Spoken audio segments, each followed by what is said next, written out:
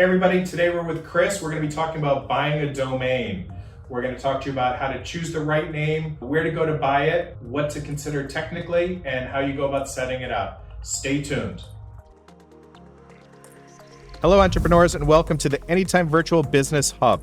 We're providing business starters and builders with practical strategies and insights to build a successful business on their own terms. Let us be your trusted guide on the path to freedom, flexibility, and financial security. Hey everyone, today we're here with Chris LeCousset. He is our in-house expert on all things digital. We're excited to talk to him today about how to buy your first domain or URL. And so let's get to it. Hey Chris, how are you doing today? I'm doing great today. Good. So when talking about buying a domain, what are the first few things that you'd want to consider? First things, right, is that is how people are going to know who you are and remember you by. So it's brands all have their own name, right? And so many times what I see is that when a new business or an entrepreneur is trying to find a way to get their name to be relevant and be smart and witty and all these things in between, they're trying to find a name, but sometimes it's really similar to what somebody else has. And so one of these things is that just like your name, right? You want your name to be established, to be well known, and making sure that you have your own presence, that when someone says Anytime Mailbox, anytime someone wants to say something like Anytime Bowling or Anytime anything, that's going to be so similar to what other people have that you're trying to set yourself apart. But it's tough now, right? Because there's so many websites out there. So how do you find something that works good for you? That's a great question. So I mean, one of the big parts about it, right, is when you're looking at a domain or a name in general, right? So ideally many small brands, right, they may have like a general name, but getting that to translate into what your website is going to be hosted at, that can sometimes be a challenge, right? Because there are times where you may have a local brand, but then that conflicts with what a larger brand has, right? And so that is where I've seen many people use something like a location modifier to say Anytime Bowling in Miami, right? And so like you start trying to find ways to differentiate what the brand is, but just know, right? I mean, in those cases, there will be some conflict. Some people go into the wrong site. And my understanding is that most one or two word domains are already taken at this point. So not only are they taken, but it's also very expensive. So there is a secondhand market to buy domains as well. And we can definitely go into that one later. That's a big one, right? Where usually when you're gonna go talk about a domain, right? The process usually looks something like this. Say you're gonna go to GoDaddy, for example, and you're gonna go in and try to find any combination that your brand can have to say it's going to be anytimebowling.co.net.xyz, and you're gonna see all these different options that is going to say, wow, this is the exact name that I want, right? But then that TLD, that content, that a few letters after the period is a huge part of what makes websites look reputable. Everybody's seen one of those spammy Gmail emails, right, that came out, and you're on Gmail looking at it, that's spam, that's from a .x, and you're like, .xy, what is that, right? So I mean, looking in terms of how do you find the right one, and you would go to one of these registrars, etc., but then trying to find the balance between how long it is, right? That is so difficult. When you finally find that perfect name, right? GoDaddy is going to recommend all of these endings for the words, and it's going to recommend things like hyphenated your URL or tricky things like that to get the words in there to look appetizing. Should you ever consider hyphenating in a URL? I would usually recommend against it. Yeah, that's what I think too. And the reason why is because we're going to stick with the Anytime Bowling example, right? Imagine if you say, my website is Anytime Bowling, but then you have to say, but it's Anytime-Bowling with a capital O, with a circle and the 0 in it, right? And it's like you have all these things where it's, as you start going further and further away from what the original purpose or what someone would usually look for it as, it's going to be another step in the way of someone finding your brand online. And would you ever recommend using one of those funky end of the domains, the TLD as you called it, like a .tech or .io or .co? I think it makes sense where it makes sense. Okay. So you have some tech firms, fintech, right? That's a very common one, upcoming IO, .tech, right? You have some that they are actually some location-based TLDs like .miami, right? So if you have like tech.miami or things along that nature, I've seen that work very, very wide. There was one time we had one that was related to voting.vote, right? So you have a lot of some of these TLDs that absolutely make sense, but in general, the majority of businesses, I do not think so. Yeah, I think typically I recommend just going with the .com, even if you have to change the front part a little bit. Right. Does Google pick up like a .boat or a .tech on SEO just like it would a .com? Sure. Like the SEO conversation is a big one, right? But in terms of what Google's really been looking at to be helpful, right? I mean, that's looking at individual domains or TLDs is something that people have speculated for a long time that it directly affects SEO. And so it's not to say that there may not be any merit there. Back in the day, the person that had the best brand name, people would buy domains and brand names based on the exact keyword that it was, right? So like that's a lot of that is gone now, right? That kind of easy opportunity. So it's when you're looking at a website and content, how helpful it is, I think it is much more important for a company or a brand to try to make website content that's actually valuable versus being stuck on a few words in a domain. But that's not to say, right, that you don't want your domain to be 25 characters either, right? Because then everyone's going to misspell it, including yourself. So I think to summarize, right, you want the domain to look legitimate, right? So stick with the .com. Yeah. You want it to be easy to communicate, so stay away from the dashes or the dots and all that kind of stuff that are in addition to the existing dot.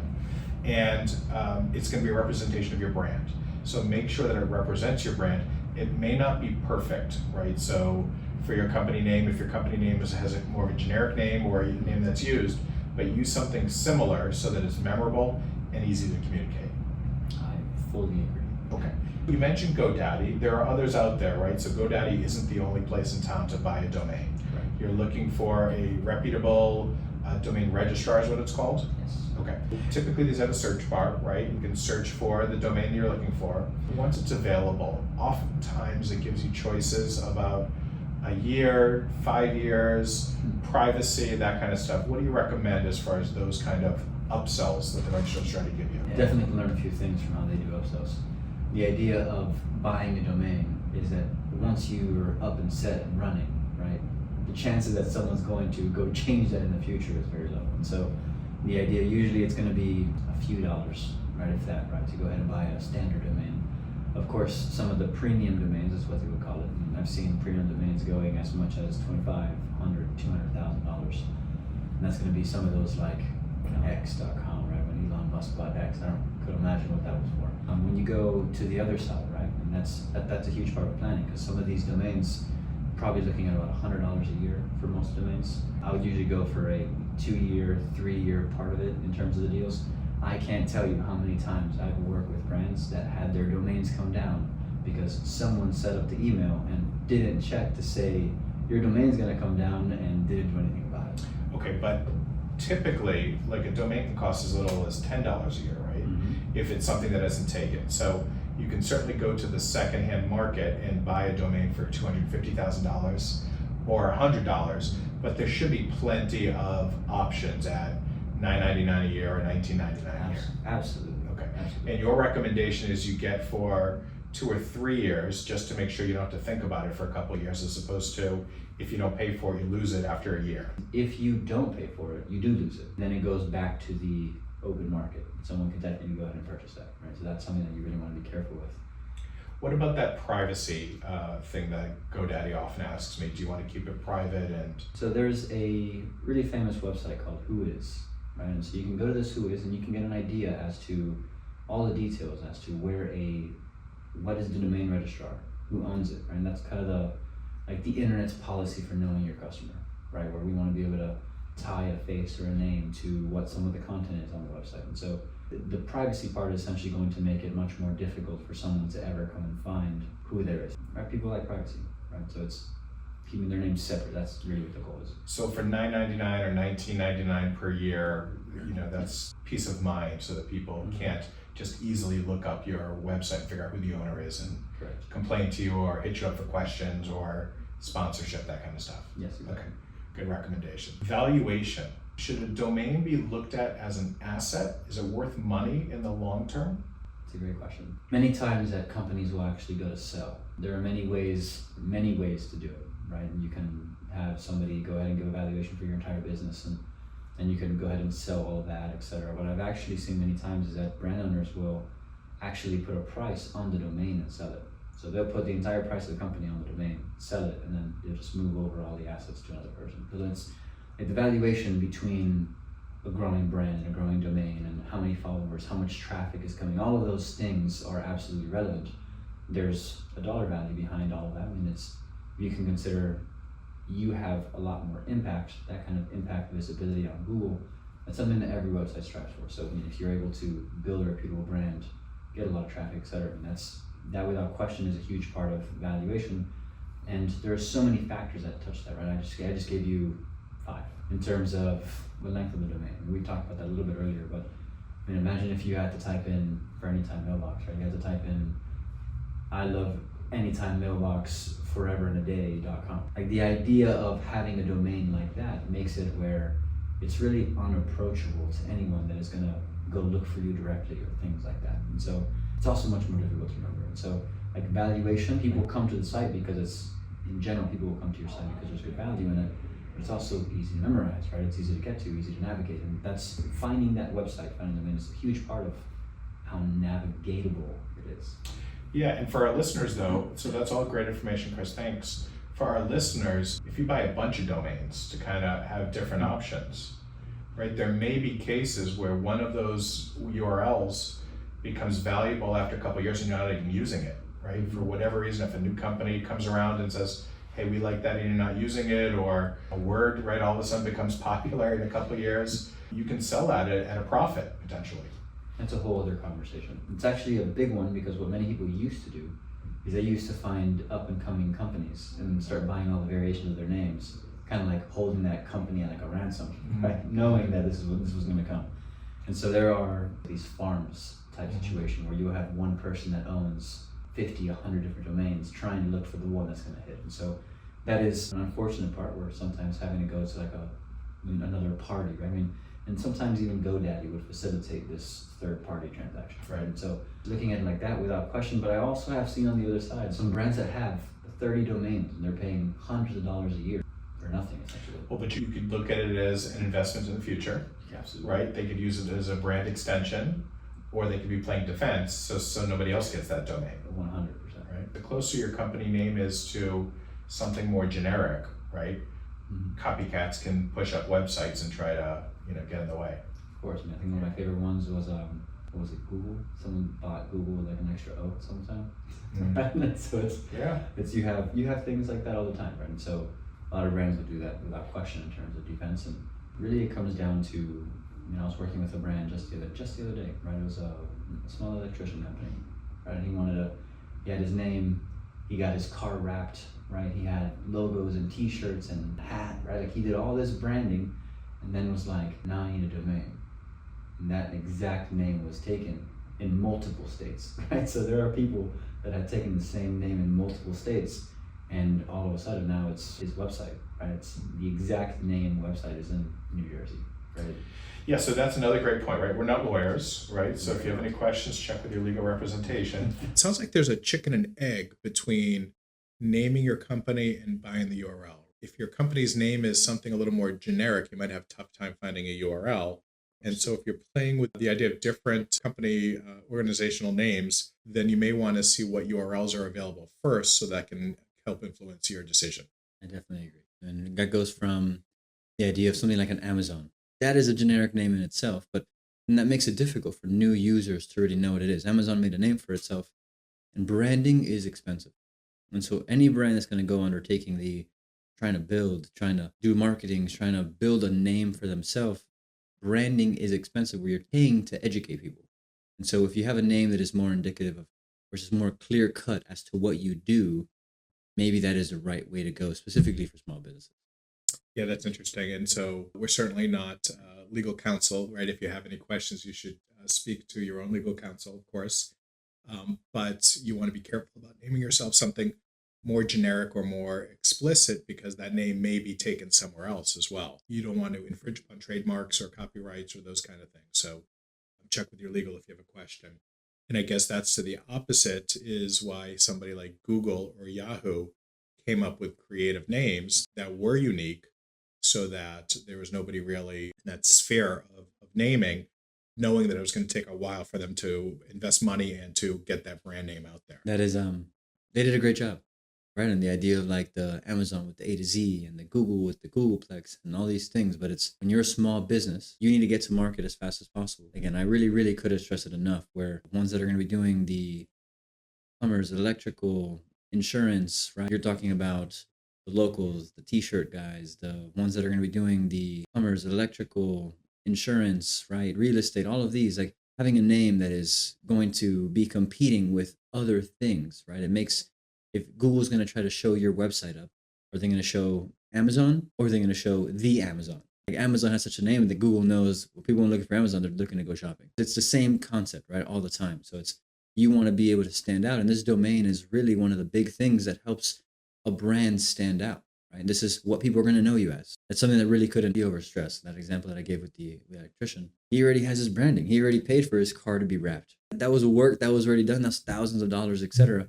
Only to have to now put in a electrician name plus a few more words to hopefully go ahead and make it a little more relevant. So that's unfortunate, but it happens all the time. Makes sense. Good advice. Thanks, Chris. So to wrap it up, you have your domain name, you've acquired it, you chose 2 to 3 years, you got the privacy. Now what do you do? Now what do you do? Now you have an option to go ahead and set up a website plus your email. And so many people don't understand what a website really is.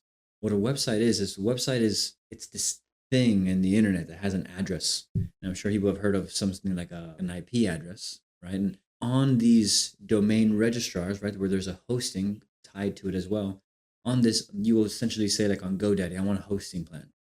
And then they're going to have a space. It's going to be a series of numbers, like having your home address.